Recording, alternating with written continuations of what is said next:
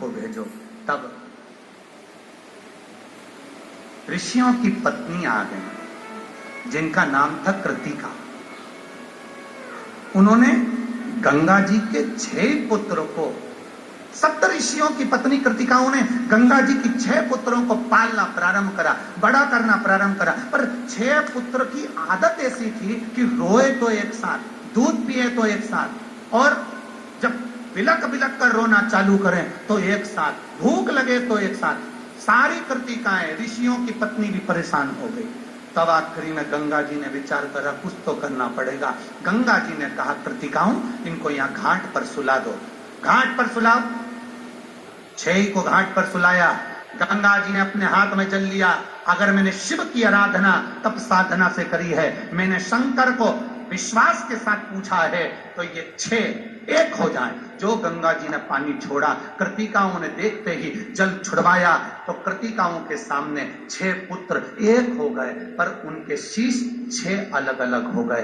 तब भगवान भोलेनाथ देखकर प्रसन्न हुए। शंकर जी ने कहा सुनो गंगा, ये 6 एक हुए हैं और इनको कृतिकाओं ने पाला है, इसलिए इनका नाम कार्तिकेय होगा और ये जनमानस का कल्याण करेगा।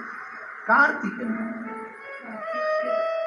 अब देखो 6 पुत्र तो भगवान गंगा जी की गर्भ से तेज पुंज से हो गए। अब 6 पुत्र हुए।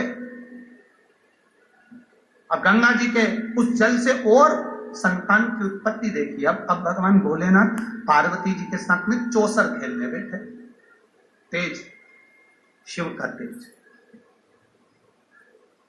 चौसर खेलने बैठे तो शंकर भगवान बोले पार्वती चलो आज चौसर खेलते। पार्वती जी चौसर खेलने बैठी तो शंकर भगवान ने पार्वती जी से पूछा कि तू चौसर में लगाएगी क्या? पार्वती जी बोली मेरे पास तो मेरे पिताजी का दिया हुआ बहुत कुछ है। हिमालय राज ने जब विदा करा था तो मेरे पास तो बहुत है, पर ये बताओ कि तुम क्या लगाओगे? शंकर भगवान बोले मेरे पास डमरू है। पार्वती जी बोली किसी काम का नहीं। मेरे पास में, बोल जम के बोलो जरा, सांप है। पार्वती जी बोली किस काम का? मेरे पास त्रिशूल है।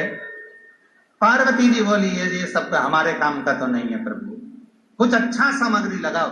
पार्वती जी ने जब जैसे बोला तो शंकर भगवान बोले मेरे पास केवल एक मृगछाला है जिसको मैं लपेटता हूं, अरे ये लगा देता हूं। पार्वती जी ने कहा फिर समझ लो अच्छे से, अगर हार गए तो दूंगी नहीं लपेटने, पहले तुम विचार करो। फिर मत कहना हमसे कि हम कर्पूर गौरम करना कारम हो गए। भगवान शंकर बोले पहले तो मैं हारने वाला नहीं हूं, ये पक्का है। चलो खेलो चौसर। जो मां पार्वती ने चौसर खेलना प्रारंभ करा और जो मां पार्वती चौसर खेली, खेलते खेलते खेलते खेलते शंकर भगवान का डमरू, त्रिशूल और सांप सब ले लिया। अब बचा था मृगछाला। जो मां ने चौसर खेली तो तन की मृगछाला भी चली गई। अब पार्वती जी बोली प्रभु सीताराम। शिव जी बोले क्या कहना है तेरा, मतलब क्या? उतारो उतारो। शिव जी बोले पार्वती हम नग्न हो जाएंगे। शंकर भगवान से पार्वती जी बोली प्रभु चौसर में आ रहे हो, देना तो पड़ेगा, लो दो। अब भगवान पार्वती जी को वस्त्र देकर कहां जाए तो मेरे भोलेनाथ नीलकंठ पर जाकर बैठ गए। जो शिव जी नीलकंठ पर जाकर बैठे और नग्न वेशधारी, नग्न वेश,